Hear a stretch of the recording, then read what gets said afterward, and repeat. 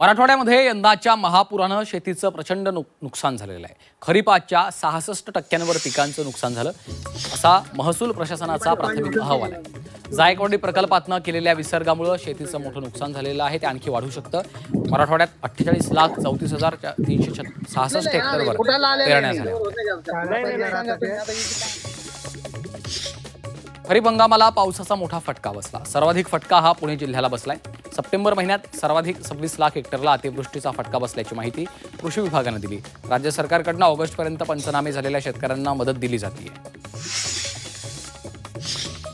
कर्जतमध्ये पावसामुळे भात शेतीचं मोठं नुकसान झालं। कृषी अधिकाऱ्यांनी शेतीच्या बांधावर जाऊन नुकसानाची पाहणी केली। जिल्हाधिकाऱ्यांनी तहसीलदारांना तातडीनं पंचनामे करण्याचे आदेश दिले, त्यामुळे शेतकऱ्यांना लवकरात लवकर मदत मिळण्याची अपेक्षा आहे।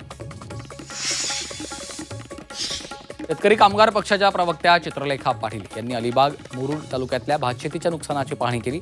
रायगड जिल्ह्यात अंदाजे 2000 हेक्टर क्षेत्रावरच्या भात पिकाचं नुकसान झालंय। तातडीनं पंचनामे करून सरकारनं शेतकऱ्यांना मदत द्यावी अशी मागणी केली आहे। राज्यात झालेल्या अतिवृष्टीची झळ आता सर्वसामान्यांना देखील बसू लागली। अतिवृष्टीमुळे भाजीपाल्याचे दर कडाडलेत। पावसामुळे भाजीपाला शेतातच सडलाय। भाज्यांची आवक घटल्यानं किरकोळ बाजारात सर्वच भाज्यांनी 100 पार केली, त्यामुळे सर्वसामान्य नागरिकांचं बजेट कोलमडलं। नाशिकच्या निफाडमध्ये झालेल्या मुसळधार पावसामुळे शेती पिकांचं मोठं नुकसान झालं, ज्यात मका पिकालाही मोठा फटका बसला। जिल्ह्यात पावसानं विश्रांती घेतल्यानंतरही शेतातून पाण्याचा निचरा होत नसल्यानं आजही मक्याच्या शेतात पावसाचं पाणी साचलंय। शेतांमधील मक्याचं पीक आडवं झाल्यानं मका शेतातच कुजून गेलाय। हातात तोंडाशी आलेला घास हिरावल्यानं बळीराजा संकटात सापडलाय।